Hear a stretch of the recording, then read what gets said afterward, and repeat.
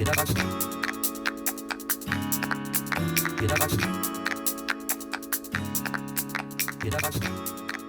me tourne vers Mathilde pour savoir si Joël André Vert est connecté et peut intervenir. On a la chance, alors je pense qu'elle fera elle-même. Et encore une fois, je voudrais remercier très chaleureusement à titre personnel Joël André Vert qui, pour des raisons personnelles de difficultés majeures, n'a pas pu être là avec nous aujourd'hui physiquement, mais qui tenait absolument à assumer et assurer son intervention. Donc Joël André Vert, qui est la chef de service de l'engagement des usagers à la Haute Autorité de Santé et qui, par la magie de la visioconférence, surtout quand elle marche, va nous présenter un petit peu la vision justement de la Haute Autorité de Santé sur ce sujet. Je lui cède, je ne sais pas si elle m'entend, Joël, mais si c'est le cas, je lui cède tout de suite la parole. Bonjour à tous. Merci beaucoup. Bonjour à tous et voilà, je suis désolée de ne pas être avec vous dans la salle. Je vais essayer en tout cas d'être aussi vivante que possible, même si je suis seulement derrière mon écran, et je remercie infiniment les organisateurs d'avoir réussi à trouver une solution pour que je puisse être avec vous ce matin. Donc Monsieur Morfoas, donc avec qui j'ai été en échange, et Pierre Lartiguet, que vous avez entendu juste avant, m'ont demandé de vous présenter comment la Haute Autorité de Santé voyait l'engagement des usagers dans l'évolution actuelle du système de santé. Et donc, l'objectif pour moi ce matin avec vous, c'est de vous présenter d'une part la vision de la Haute Autorité de Santé à ce jour. Il me semble utile d'évoquer la question un peu de terminologie, parce que c'est toujours autour de cela que les questions se cristallisent à un moment donné ou à un autre. Et effectivement, je vais parler d'engagement, mais pour le secteur médico-social, je pense qu'ils sont plus à l'aise avec le terme participation. Dans le sanitaire, on va utiliser le terme usager très facilement, alors que dans le médico-social, c'est un terme qui est peu apprécié. Et donc, la Haute Autorité de Santé a fait le choix de passer d'un conseil pour l'engagement des usagers à une commission pour la participation et l'engagement des personnes. Ça peut paraître anodin, mais c'était pour nous une manière d'essayer d'être le plus transversal possible sur le secteur sanitaire, social et médico-social, autant que faire se peut, même si vous verrez que mon propos aujourd'hui va peut-être vous sembler plus sanitaire que médico-social. J'espère en tout cas vous donner suffisamment d'éléments aussi pour pouvoir aller chercher les choses si vous travaillez dans ces secteurs-là. Quand on parle de partenariat en santé, très rapidement, on en vient à parler de patients partenaires. Et donc, est-ce que finalement, c'est la même chose ou pas la même chose? Et donc, je vous présenterai quelques éléments de notre réflexion à ce jour.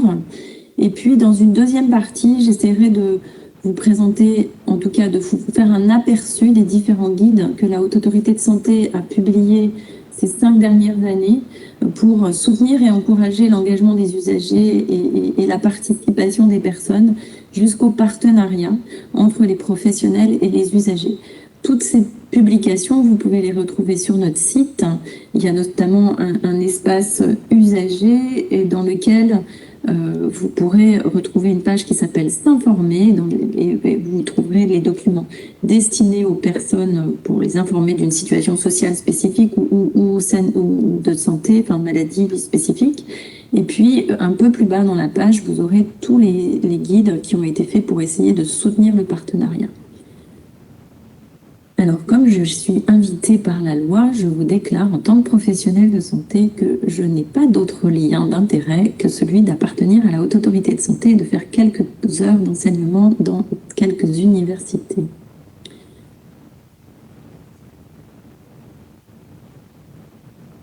Alors, quelle est la vision de la Haute Autorité de Santé? La vision de la Haute Autorité de Santé, ce que j'aimerais vous passer comme message, c'est qu'elle s'est construite au fil de l'eau. Ça fait 20 ans que la Haute Autorité de Santé existe, mais déjà avant la Haute Autorité de Santé, du temps de l'ANAS, il y avait un service de recommandation de bonnes pratiques qui déjà, et un service d'accréditation à l'époque des établissements de santé, qui déjà travaillait avec des usagers et dans leurs commissions et dans les groupes de travail. Et ça s'est construit au fil de l'eau, au fil aussi des autorisations dans certaines activités réglementées, qui au départ ne nous permettaient pas d'avoir des usagers dans nos commissions, et on a fait évoluer la réglementation pour que celle-ci puisse nous permettre de travailler avec des usagers dans toutes nos activités. Donc le message, c'est qu'il y a des choses qui se mettent en place dans les services et qui progressivement construisent une vision jusqu'à l'inscrire dans des projets stratégiques. Et donc, le projet stratégique 2019-2024 avait pour ambition, entre autres, de faire de l'engagement des usagers une priorité, avec 2 objectifs. C'était donner aux usagers la capacité à être des acteurs de la qualité des soins et de l'accompagnement, et puis de systématiser leur participation au sein de la Haute Autorité de Santé. Le projet stratégique actuel, en 2025-2030, a repris la notion de pouvoir d'agir des personnes et souhaite positionner le pouvoir d'agir des personnes comme vecteur fondamental de la qualité. Donc, on va se donner les moyens d'améliorer l'engagement des personnes et d'assurer la sécurité des soins et des accompagnements dans une dynamique partenariale, donc visant toujours à aller plus loin vers le partenariat et d'améliorer le recueil de la parole des personnes et de leurs proches sur leur expérience et sur les résultats de soins. Et donc, j'en reparlerai un petit peu plus loin avec les dispositifs qu'on met en place pour le recueil de la parole des personnes. Alors, comme je le disais, c'est pas seulement des mots à la Haute Autorité de Santé, c'est aussi une pratique, sinon du partenariat. Dans certains projets, nous sommes en partenariat. Pour d'autres projets, nous n'allons pas aussi loin. Mais en tout cas, on a une pratique de travail avec des usagers. En 2024, c'est 470 personnes différentes, donc des patients, des proches, des personnes accompagnées dans le secteur social, secteur médico-social, des enfants, des adultes, avec qui on a travaillé autour de projets très différents dans chacune de nos missions, les recommandations de bonnes pratiques, l'élaboration d'indicateurs de qualité, l'évaluation des produits de santé, notamment des médicaments ou des dispositifs médicaux, ou des promotions de programmes de santé publique autour de la vaccination, par exemple, ou du dépistage. Donc, tout ça pour vous dire que nous allons rechercher 2 choses principalement: les savoirs expérientiels des personnes, et puis aussi, dans d'autres activités, on ira chercher plutôt la parole de plaidoyer des associations et des représentations d'associations d'usagers.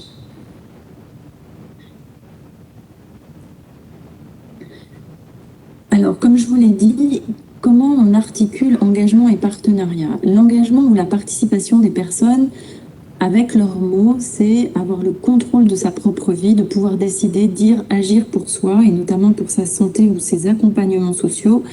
C'est d'avoir aussi son mot à dire sur le service reçu dans un objectif non plus seulement pour soi, mais pour améliorer le système. C'est au-delà aussi, c'est se soutenir entre pairs, transmettre et partager son expérience. Et ça peut se faire au sein d'associations d'usagers ou ça peut se faire au sein d'institutions. Et puis, encore au-delà, ça peut être de former les futurs professionnels, de contribuer à des travaux de recherche et plein d'autres possibilités de travail en partenariat entre des usagers, des personnes accompagnées et des professionnels. Alors, comment ça peut se faire? De manière aussi très diverse. Ça peut être tout simplement par l'expression directe, qu'elle soit orale ou écrite. Ça peut être par des actions de partenariat avec les professionnels. C'est aussi, et notamment en grande complémentarité, toutes les actions qui sont menées dans le cadre de la représentation dans les instances, que ce soit les conseils de la vie sociale, dans le secteur médico-social notamment, ou dans le secteur des commissions des usagers, par exemple, au niveau hospitalier. Et puis, c'est aussi des démarches qui sont éventuellement en dehors même des professionnels, et donc là, on est bien dans l'engagement, mais non pas dans le partenariat, qui sont toutes les pratiques d'autosupport ou de pair aidance. Vous avez en ressources un guide qui a été fait récemment sur la clarification entre l'expérience patient, l'engagement et les savoirs expérientiels, afin de ne pas mélanger complètement et laisser penser que l'ensemble de ces concepts sont superposables.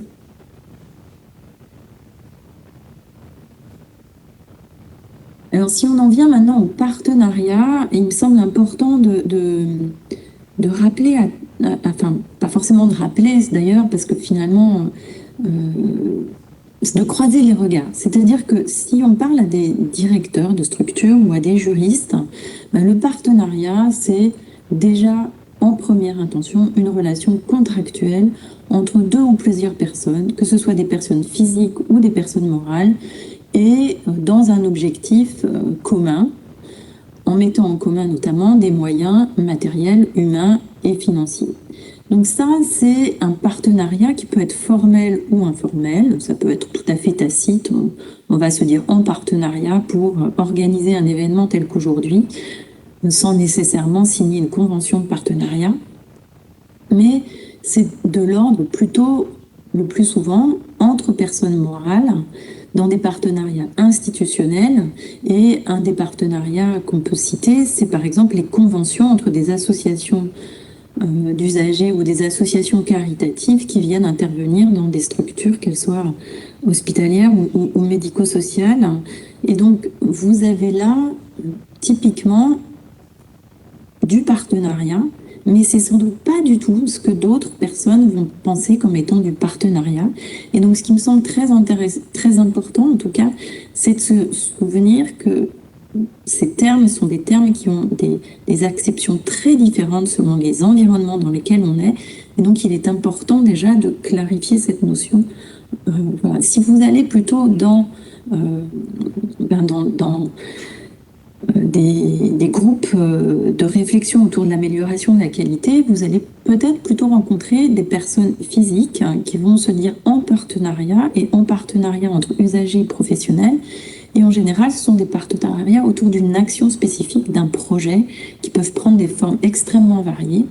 Ça peut se passer en santé communautaire, dans des quartiers de villes qui vont développer une réflexion autour de la santé. Et vous avez des projets qui vont se construire dans des maisons de santé, vous avez des projets qui vont se construire à l'hôpital, vous avez des projets qui vont se construire dans un EHPAD ou dans un CAMS.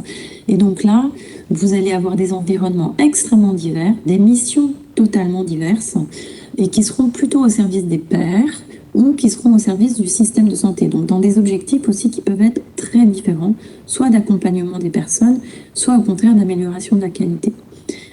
Donc, dans le partenariat, la première des choses, c'est de quoi on parle. Et si on fait le lien avec l'engagement des usagers, ben le partenariat, dans ce cadre-là, c'est plutôt le plus haut niveau d'engagement des usagers, selon l'échelle de Karman et utilisé dans le modèle de Montréal. D'autres vous diront que c'est pas du tout la plus haute marche, puisque les marches ensuite dans l'échelle d'Arnstein de la participation des personnes, c'est la délégation et ensuite le contrôle citoyen. En tout cas, le partenariat, c'est ce niveau d'engagement qui est tel que être partenaire, c'est définir ensemble des modalités de réalisation d'un projet en étroite collaboration.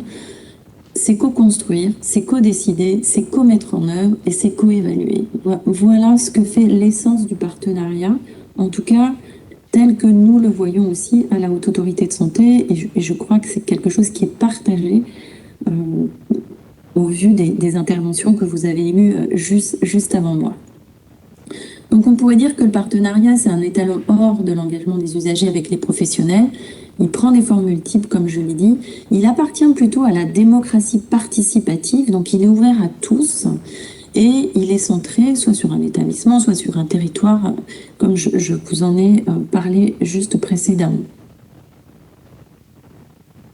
Du partenariat, qui sont quand même des concepts ou des définitions un peu abstraites, on peut glisser vers le patient partenaire.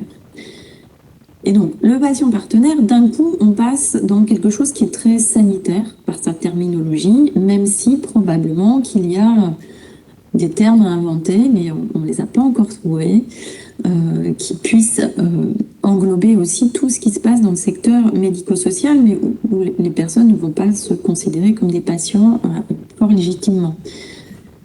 En tout cas, donc, même si on reste un peu plus là sur le point de vue du sanitaire, l'intérêt de passer du partenariat au patient partenaire, c'est qu'on passe des concepts aux personnes et tout de suite, ça devient plus concret.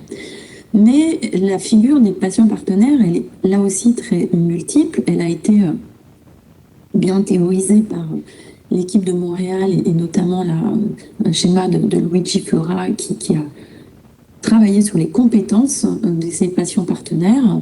On a une terminologie foisonnante qui correspond à des missions très variées. Par exemple, dès lors qu'on est plutôt sur des projets d'organisation des séjours, d'organisation des soins, de reconstruction d'un EHPAD, de réflexion autour de parcours de patients, etc.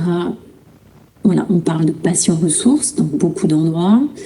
Quand on est dans des projets autour de l'intervention auprès d'autres patients, autour d'éducation thérapeutique, autour de pères aidants, on va plutôt parler de pères aidants, voire de patients experts.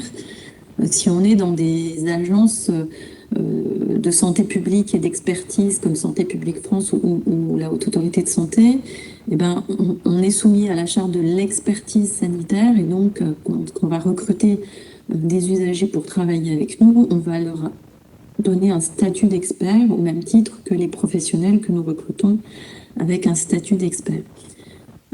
Vous avez ensuite des projets qui vont plutôt tourner autour de la formation des professionnels et on va parler à ce moment-là de patients formateurs, voire de patients enseignants et dans la recherche de patients co-chercheurs avec une notion qui a été là publiée par l'équipe des hôpitaux civils de Lyon avec Philippe Michel en premier auteur, qui est aussi les patients coachs, qui sont des patients partenaires qui accompagnent d'autres patients partenaires. C'est quelque chose pour lequel la Haute Autorité de Santé est prudente, parce que dès lors qu'on sort de toute organisation, que ce soit des organisations d'associations de patients ou que ce soit des organisations de type professionnel comme les établissements de santé ou les ESSMS, eh ben, il y a potentiellement plus de difficultés à l'analyse entre pairs et à l'analyse des pratiques. Et c'est quelque chose sur lequel il faut à ce moment-là être vigilant et peut-être plus réglementé pour développer ces pratiques en toute sécurité, aussi bien pour les patients coachs que pour les personnes accompagnées. On passe maintenant à des choses, à la partie peut-être plus concrète des outils que la Haute Autorité de Santé propose pour permettre aux personnes de s'engager et pour permettre aux équipes de travailler ensemble dans une visée d'amélioration de la qualité. Comme on l'a vu tout à l'heure, le partenariat, c'est dans un continuum de l'engagement. Le premier niveau du continuum, c'est l'information. Ensuite, c'est la consultation. Et donc, pour consulter, il faut recueillir l'expression des personnes. Et comme vous le savez, on a à la Haute Autorité de Santé une mission de développer des indicateurs, donc qui sont des mesures de l'expérience patient. Et donc, je voudrais tout de suite dire ici que la mesure de l'expérience patient, ça n'est pas l'expérience patient, voilà, c'est une mesure. Et donc l'expérience patient, c'est beaucoup plus large, c'est l'expérience des patients, c'est là aussi beaucoup plus large que l'expérience patient au sens simplement marketing du terme, par exemple. Et donc, ce dont nous avons la mission, c'est de développer des dispositifs nationaux. Sur le plan sanitaire, c'est en place depuis 2016 et ça continue à se développer avec les questionnaires ISATIS. On est en cours de développement de questionnaires pour les urgences et de questionnaires pour les maternités. Donc ces deux sont en cours de développement et vont être expérimentés prochainement. Et puis vous avez les questionnaires que vous connaissez dans le secteur médecine, chirurgie, obstétrique pour le moment, chirurgie ambulatoire, soins médicaux et de réadaptation, et puis, j'en oublie un, la psychiatrie. Voilà, donc ces dispositifs nationaux, ils ont pour objectif d'améliorer la qualité, de donner des outils de mesure pour comparer les établissements entre eux et pour les financer à la qualité. Mais bien évidemment, on est bien conscient que le recueil de l'expérience des usagers ne peut pas se limiter à cela. Et donc, c'est essentiel que vous développiez d'autres modalités de recueil de l'expérience. Et puis, dans le champ médico-social, dont c'est une mission qu'on a au niveau de la Haute Autorité de Santé depuis 2018, donc c'est beaucoup plus récent, on est en train de développer avec un programme pluriannuel toute une batterie d'outils mis à disposition des ESSMS pour recueillir le point de vue des personnes, ce qui ne peut pas être fait de la même manière puisque l'accompagnement dans le champ social et médico-social se fait sur des durées beaucoup plus longues que les hospitalisations en règle générale, se fait avec des publics qui ont des vulnérabilités particulières dont il faut pouvoir tenir compte lors du recueil. Mais recueillir, c'est bien, mais il faut aller plus loin. Et donc, on utilise au niveau de la Haute Autorité de Santé les leviers de la certification d'une part et de l'évaluation des établissements médico-sociaux d'autre part pour faire levier pour inciter les établissements à renforcer l'engagement des personnes et à aller vers le partenariat. Et vous avez pour cela donc une fiche pédagogique spécifique pour la certification dont je vous ai donné le lien, là, l'évaluation de l'engagement des patients et des usagers en établissement de santé. Vous avez un webinaire qui a été destiné aux représentants d'usagers et qui est en replay sur notre site, qui a été réalisé le 22 septembre dernier pour présenter l'implication des usagers eux-mêmes, par exemple par la méthode de patient traceur, mais aussi de leurs représentants dans le cadre de la visite de certification et de la préparation de cette visite. Et puis, vous avez dans le champ médico-social 2 documents qui sont en cours pour présenter aux personnes accompagnées ce qu'est la méthode d'accompagné traceur et quelle peut être la participation des élus en conseil de la vie sociale dans le cadre de l'évaluation des établissements sociaux et médico-sociaux. Vous avez ensuite des guides et des webinaires pour améliorer l'engagement des patients pour leur propre sécurité et celle de tous, notamment des guides sur l'auto-administration des médicaments en cours d'hospitalisation, l'engagement des patients dans l'équipe PACT. L'équipe soignante souhaite recueillir votre témoignage lorsqu'un événement indésirable associé aux soins s'est produit, que cet événement se soit produit dans un établissement médico-social ou dans un établissement sanitaire. Et donc là, vous avez des documents destinés aux patients pour leur expliquer la démarche, de recueillir leur récit de cet événement indésirable et un guide pour les professionnels sur comment analyser ces événements indésirables. Et puis tous les ans, nous organisons un rendez-vous de l'engagement des usagers qui aura lieu cette année le 11 décembre. Et vous pouvez retrouver ces rendez-vous en replay sur notre site. Comme je le disais tout à l'heure, recueillir c'est bien, mais il faut aller plus loin. Et donc, on a élaboré l'année dernière un guide Agir avec les usagers à partir du recueil de leurs expressions. Et notamment, il y a tout un travail qui a été fait pour permettre de faciliter l'analyse des verbatims, donc des commentaires libres des personnes hospitalisées qui répondent à ISATIS. Et je voudrais rappeler à tous, que vous soyez professionnels en établissement de santé ou usagers, que la Haute Autorité de Santé incite les établissements à donner accès aux représentants d'usagers ou aux patients partenaires de leur établissement à ISATIS pour qu'ils puissent prendre connaissance des verbatims et se nourrir de ces retours, qu'ils soient positifs, et il y en a tout autant que des retours négatifs, pour enclencher avec les établissements certaines actions d'amélioration spécifiques qui s'appuient sur les retours directs des personnes hospitalisées. Vous avez aussi des documents plus courts qui visent à améliorer la participation des usagers dans les instances représentatives, donc les commissions des usagers et les conseils de la vie sociale, avec, si je puis me permettre, encore 2 grands messages. C'est que pour que les personnes s'engagent, il faut leur permettre de le faire. Et donc, il faut proposer aux représentants des usagers de s'investir dans les projets de l'établissement. Et puis, il faut respecter la réglementation et notamment rembourser leurs frais. ce qui n'est pas encore le cas, comme nous pouvons l'entendre régulièrement à la Haute Autorité de Santé. Et enfin, il y a un guide sur renforcer la reconnaissance, parce que si on veut aller vers plus de partenariats, eh bien, je pense qu'il faut permettre de faire perdurer cet engagement des usagers aux côtés des professionnels. Et pour ça, il y a 7 grands principes. C'est une égale considération entre les parties, avec un respect des informations à caractère secret. C'est une obligation du code pénal, donc toute personne, qu'elle soit professionnelle ou non, est obligée de respecter ces informations à caractère secret. Et donc, il n'y a pas lieu d'imposer plus aux usagers qu'on impose aux professionnels. Il y a une nécessité de proportionnalité de la formation.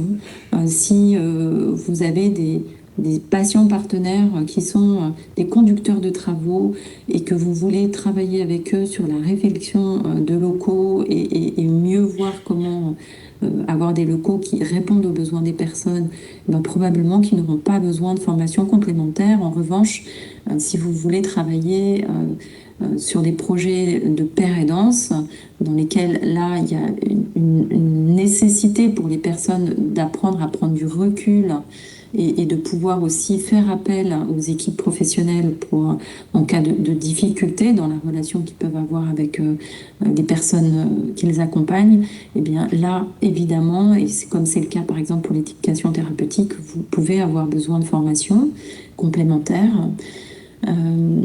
Il y a besoin d'accompagnement et de soutien de ces personnes et de reconnaissance des compétences qu'elles déploient. Ça, c'est des choses qui semblent essentielles. Et puis, il y a toute une question qui tourne plus au niveau du statut. Et là, c'est des questions plutôt réglementaires. Et donc, la Haute Autorité de Santé n'a pas d'impact, sinon d'inciter à une évolution de la réglementation, avec la question de la reconnaissance financière de la valeur de l'engagement. Par exemple, à la Haute Autorité de Santé, les personnes qui s'engagent dans nos travaux peuvent passer pratiquement un mi-temps dans certaines commissions de la HAS. Et donc, il est évident que là, il est nécessaire de les rémunérer. Mais néanmoins, cette rémunération pour certaines personnes qui sont en invalidité ou qui ont des allocations pour personnes en situation de handicap risque de perdre leurs droits si le seul moyen que vous avez de cette reconnaissance financière, c'est du salariat, ce qui est le cas dans les structures publiques telles que la nôtre, mais peut-être pas dans vos structures privées ou à but non lucratif. Et donc, ça, c'est des choses qui sont très dépendantes de l'environnement juridique dans lequel vous exercez. Et puis, il y a une importance de reconnaissance professionnelle pour des personnes qui vont vouloir ensuite se professionnaliser. Et on voit bien que certains établissements de santé commencent à professionnaliser certains patients partenaires. Et enfin, dernier impact, il y a des impacts fiscaux, comme je disais, pour des personnes qui ont des droits sociaux, qui bénéficient d'allocations au titre des droits sociaux. Et donc, il paraît nécessaire de faire évoluer la réglementation dans ce champ. Alors, pour conclure, je voudrais insister sur le fait que le partenariat entre les personnes soignées, accompagnées et les professionnels, c'est une démarche de démocratie participative, c'est ouvert à tous, c'est complémentaire de la démocratie représentative qui, elle, est réglementée le plus souvent, qui ont... Les uns et les autres ont légitimement des postures différentes. Les uns sont dans des postures de défense des droits des personnes, les autres sont dans des postures de collaboration. Et donc, quand on passe de l'un à l'autre, eh ben, il faut savoir passer d'une posture à une autre, et c'est pas toujours si simple. Voilà, c'est un facteur de transformation des organisations. Donc, qui dit transformation des organisations dit le long terme. Ça nécessite une acculturation de tous les acteurs, des usagers et des professionnels. Ça peut être, et ça doit être mis en œuvre à tous les niveaux d'organisation. Ça peut partir du niveau micro, c'est-à-dire du niveau où les professionnels échangent dans une consultation ou un accompagnement direct des personnes. Et c'est souvent comme ça que ça marche le mieux. C'est-à-dire que quand ça part du micro, eh ben, il faut qu'ensuite ça prend de l'ampleur peu à peu et que la gouvernance se saisisse de cela et s'appuie sur les expériences des champions de leur structure pour en faire un axe stratégique et le déployer à plus grande échelle et leur donner plus de visibilité. Voilà, ce qui me semble le plus important, c'est de se donner les moyens de comprendre ce qui est important pour l'autre et d'agir en conséquence. conséquence. Voilà, je vous remercie.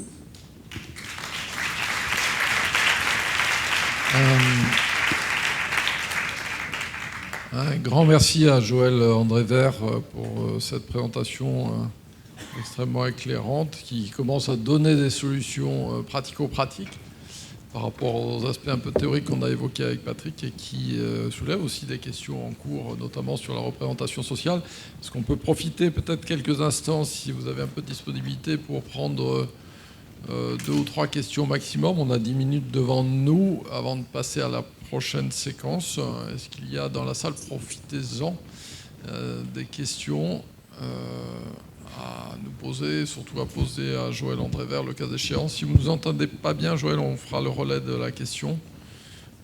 D'accord, merci. Oui, Patrick a une question pour se lancer. Oui, bonjour Madame André Vert. Moi j'aurais une question puisque vous nous avez montré que la HAS, comme on l'a dit tout à l'heure par rapport au continuum, tend vers le partenariat, à intégrer des usagers, des patients partenaires, des personnes concernées dans l'élaboration des bonnes pratiques, pour dire ça globalement, et donc quelque part incarne en tant qu'institution et a osé le partenariat. Moi j'avais une question peut-être précise, comment au niveau de cette institution, donc qui est au niveau macro, comment le changement s'est opéré? Comment vous avez, à un moment donné, au-delà des déclarations politiques de la stratégie générale de la HAS, comment vous avez pu accompagner ce changement au sein de votre institution? Alors, au sein de l'institution, comme je disais, c'est parti,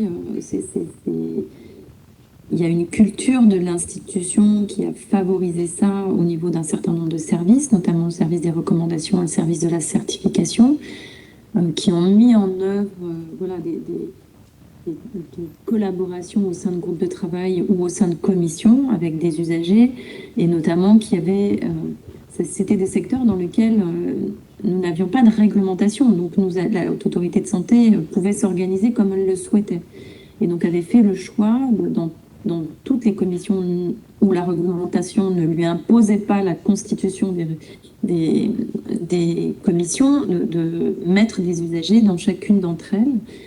Donc il y a eu une habitude de travail dans certains services. Ensuite, il y a eu quelques champions, voilà.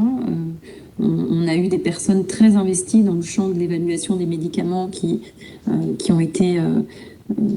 donc on s'est intéressé à ce qui se passait aussi à l'international. Enfin, donc ça, c'est rester à l'écoute de ce qui se passe à l'étranger, c'est toujours quelque chose d'important.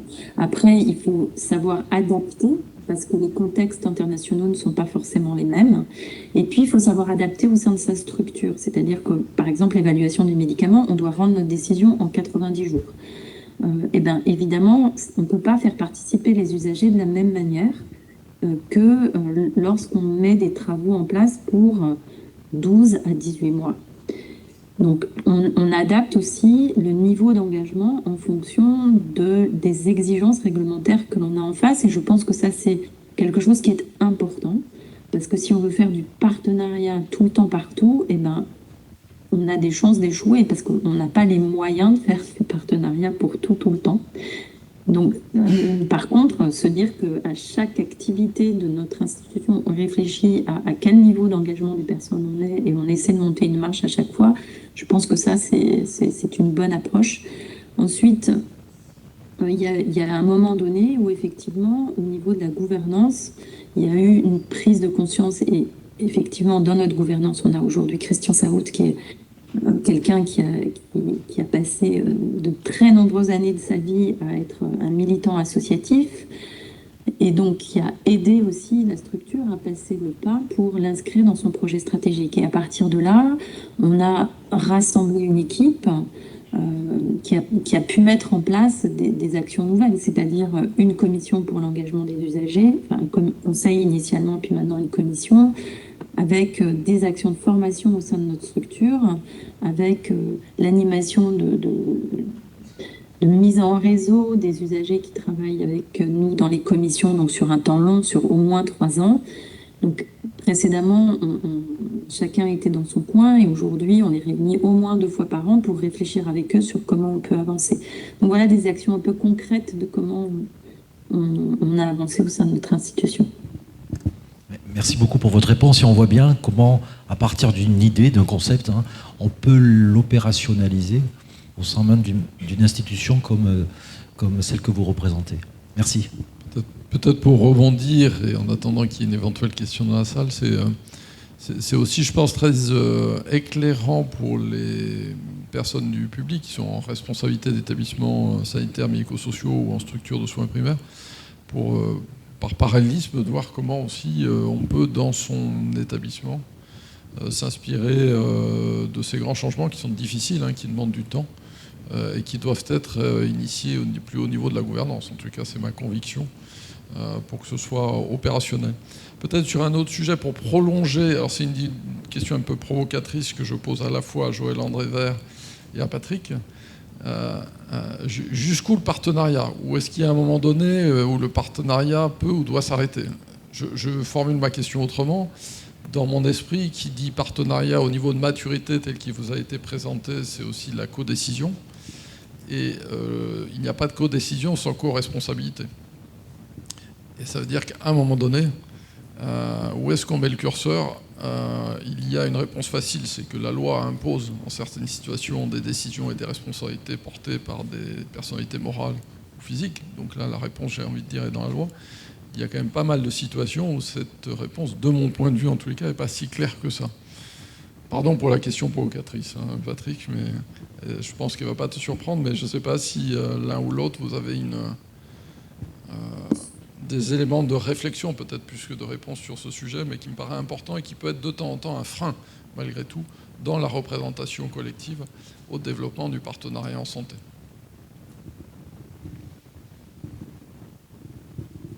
Patrick, je vous laisse débuter comme vous voulez. Effectivement, alors moi, dans ce que j'entends, dans les conférences auxquelles je participe, c'est souvent, effectivement, ça tourne autour de la notion de responsabilité.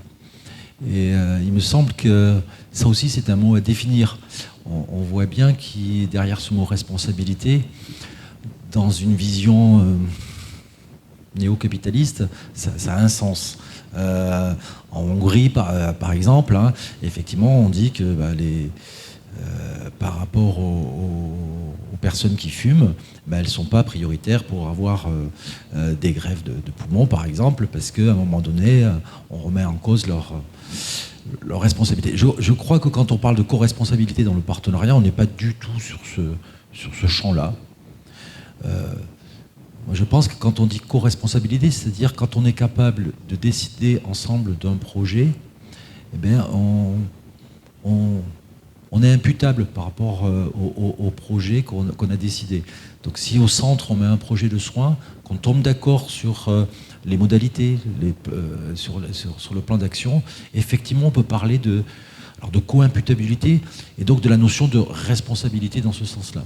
Voilà. Donc c'est pour ça que là, pour le coup, moi je suis assez à l'aise avec la notion de responsabilité dans cette vision-là. Sur une logique de gestion de projet, qu'il soit individuel ou collectif. Joël, est-ce que ça vous inspire des réflexions complémentaires? Moi, là, je vais vous donner plutôt ma vision personnelle, parce que j'ai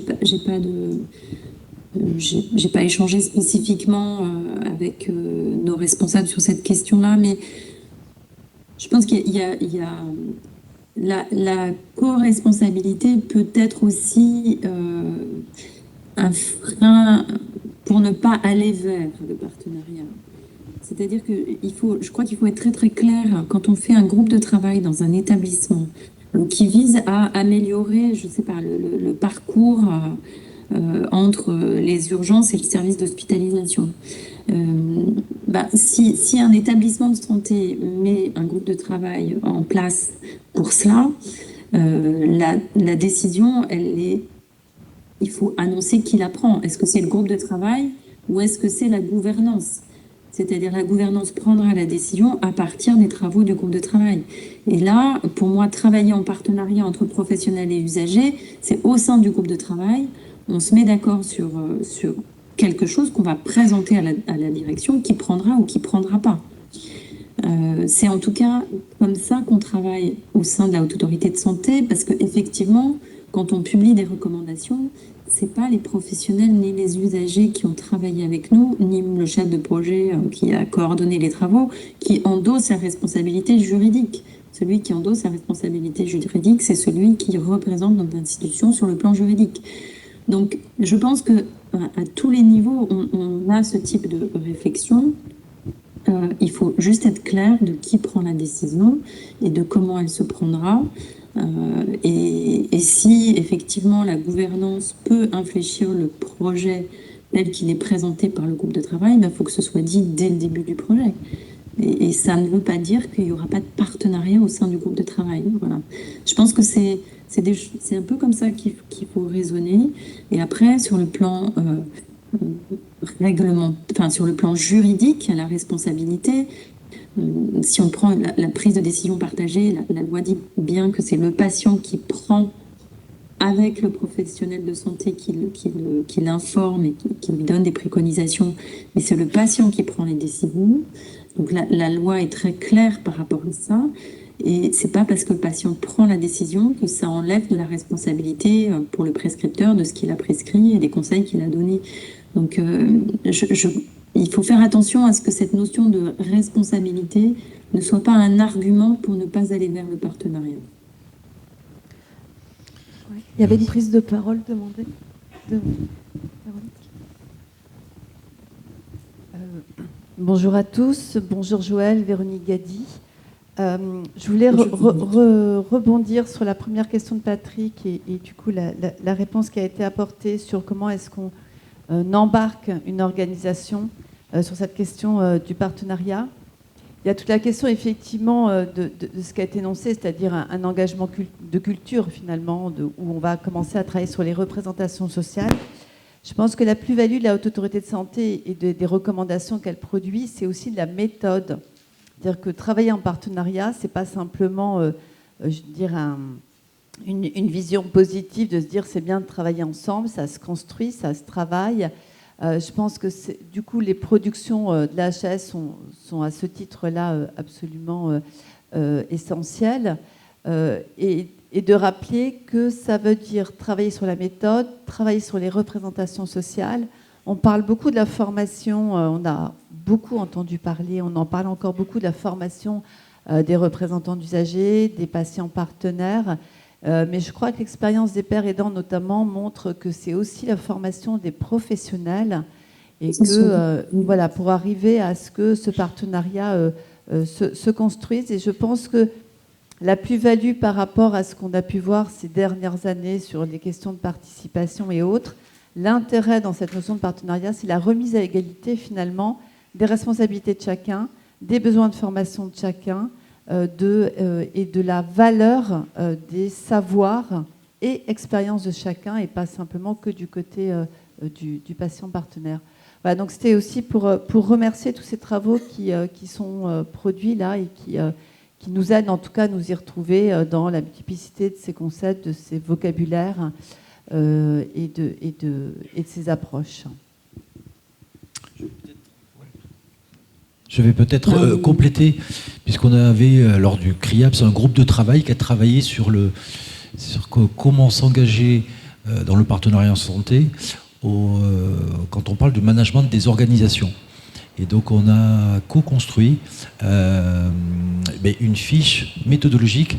C'est comment une organisation, quelle qu'elle soit, un établissement santé, un établissement de formation, un établissement médico-social, concrètement, pour y aller, comment y aller avec toute une fiche pédagogique qui est téléchargeable gratuitement sur le site partenariatensanté.org, qui est l'un des sites du COPS. Merci Patrick. Je vous propose qu'on s'arrête là pour respecter le timing.